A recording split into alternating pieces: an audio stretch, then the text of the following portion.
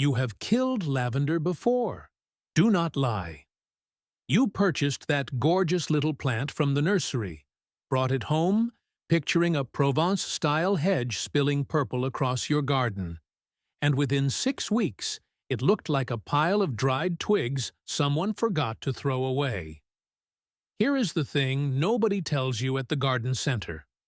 Lavender does not die because you are a bad gardener.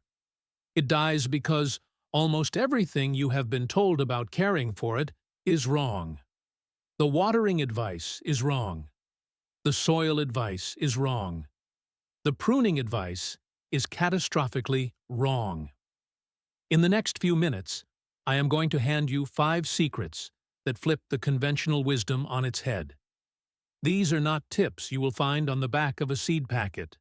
These come from how lavender actually grows in the wild on rocky Mediterranean hillsides, where nobody waters it, nobody feeds it, and nobody fusses over it. By the end of this video, you will understand exactly why your lavender keeps dying and exactly how to grow plants so tough they will outlive your interest in gardening.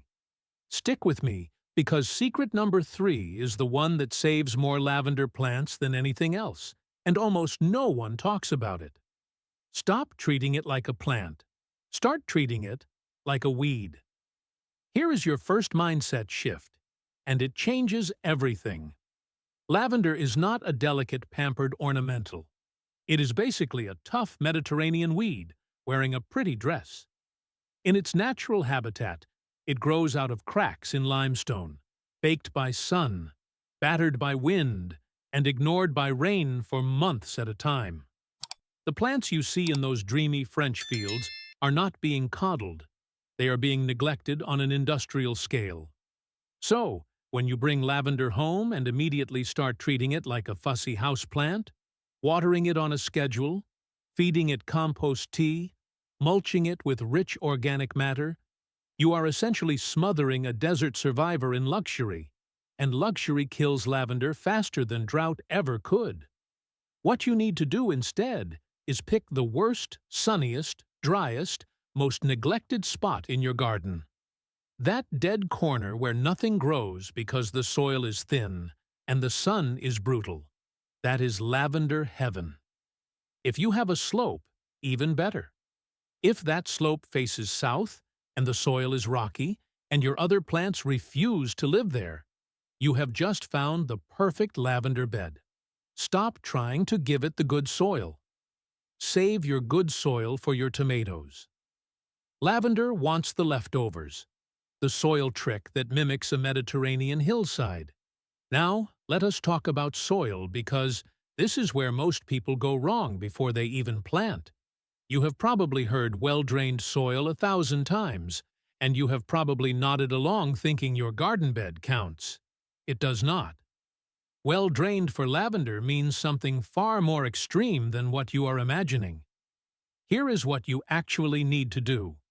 When you dig your planting hole, make it twice as wide as the root ball, but only as deep. Then, take the soil you removed and throw at least half of it away. Replace that half with coarse sand, fine gravel, or even crushed limestone if you can get it. We are not talking about place sand from the hardware store. We are talking about builder sand or horticultural grit, the gritty, chunky stuff that water flies through. Mix this thoroughly with what is left of your native soil, and you have just recreated a Mediterranean hillside in your backyard. Then, and this is the part people skip, build a small mound. Plant your lavender on top of a slight raised hump, maybe 2 or 3 inches above the surrounding ground. Water will run away from the crown of the plant instead of pooling around it. Because here is the brutal truth about lavender. It does not die of thirst, it drowns, even in summer, even in what feels like dry weather to you.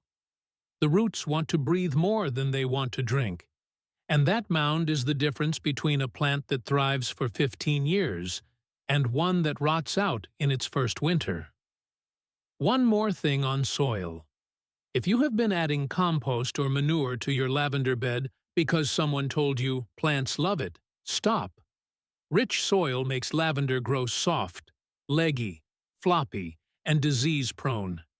It produces fewer flowers and a weaker fragrance because the essential oils that give lavender its smell are concentrated when the plant is stressed.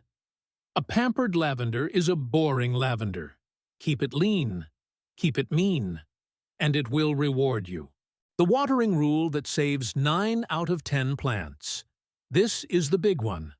This is the secret that, if you take nothing else from this video, will single-handedly transform your success rate.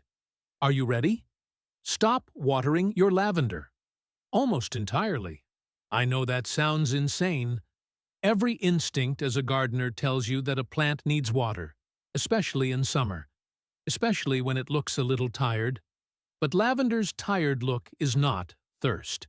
It is almost always the opposite. The wilting, the yellowing lower leaves, that sad gray cast that makes you reach for the hose, those are signs of overwatering 9 times out of 10. Here is the rule that actually works. For the first 2 or 3 weeks after planting, water deeply once a week to help the roots establish. After that, you water only when you have had no rain for 2 to 3 weeks, and the soil 2 inches down is bone dry. Stick your finger in. If you feel any moisture at all, walk away. And when you do water, water deeply and infrequently, soaking the area once and then letting it dry out completely before even thinking about water again. In winter, you do not water at all. None. Not even if it has been dry. Wet roots plus cold soil is the #1 killer of established lavender plants, and people lose more lavender to a kind, well-intentioned winter watering than any pest or disease combined. Your lavender is sleeping.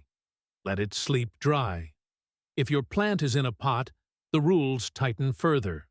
Pots dry faster, but also retain moisture in ways the ground does not, especially around the bottom. Use a terracotta pot, never plastic, never glazed ceramic, because terracotta breathes and pulls excess moisture out of the soil. Drill extra drainage holes if your pot only has 1, and tip the pot slightly so water cannot sit in the saucer. Better yet, throw the saucer away entirely. The pruning method no one teaches you correctly. If you have ever pruned your lavender and watched it slowly turn into a woody, hollow, dead-looking donut with green only at the tips, raise your hand. This happens to almost everyone, and it is because pruning lavender is genuinely counterintuitive. You have to be more aggressive than feels comfortable, but you also have to know exactly where to stop, because cutting to the wrong part of the plant and you have killed it permanently. Here is the method. Lavender needs to be pruned twice a year, and the timing matters enormously.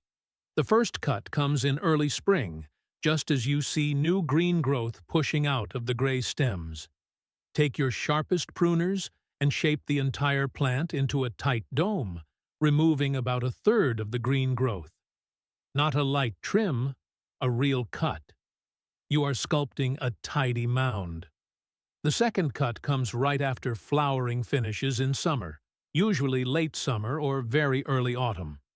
This time, you are cutting back harder, removing the spent flower stems and another inch or 2 of the green growth below them. Again, shaping the plant into a dome.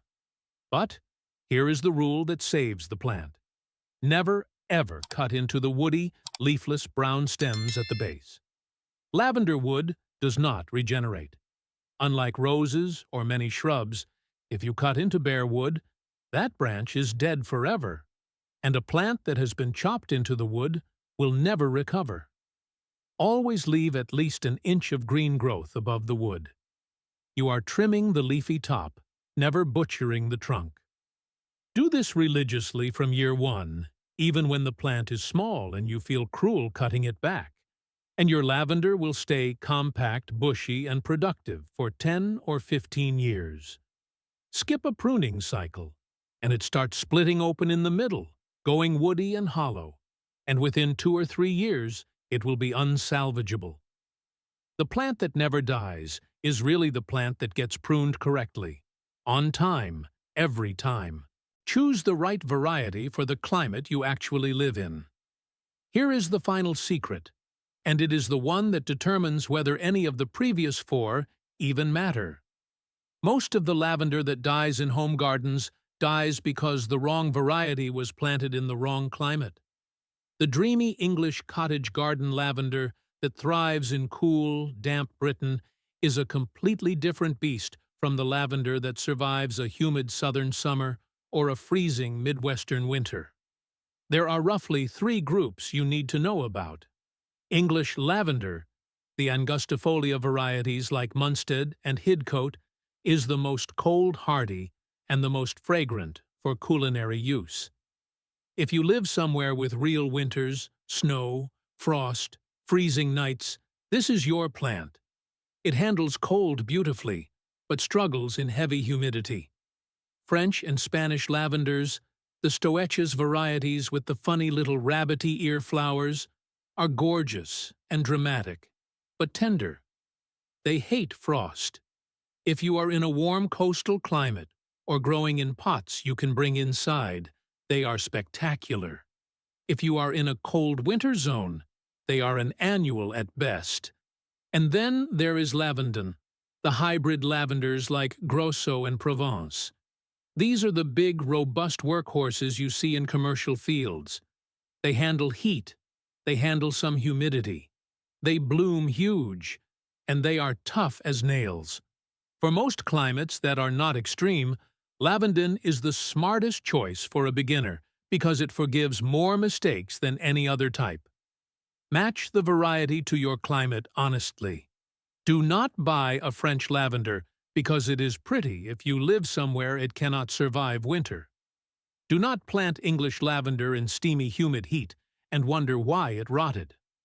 Walk into the nursery knowing exactly which group works for where you live, and you have already done more for your success than 90% of buyers. So, there you have it. 5 secrets, and now you know why lavender keeps dying for you, and exactly how to grow plants so resilient you could forget about them for a month and come back to find them blooming harder than ever. Treat it like a weed, not a pet. Build it a hillside, not a flower bed. Water it almost never. Prune it twice a year, but never into the wood, and plant the right variety for where you actually live, not where you wish you lived. If this guide on mastering lavender has changed the way you look at your garden, please subscribe and like this video. We are uncovering the gardening truths that have been buried under bad advice. Let us cultivate a future where your garden thrives. Our next botanical treasure will be revealed soon.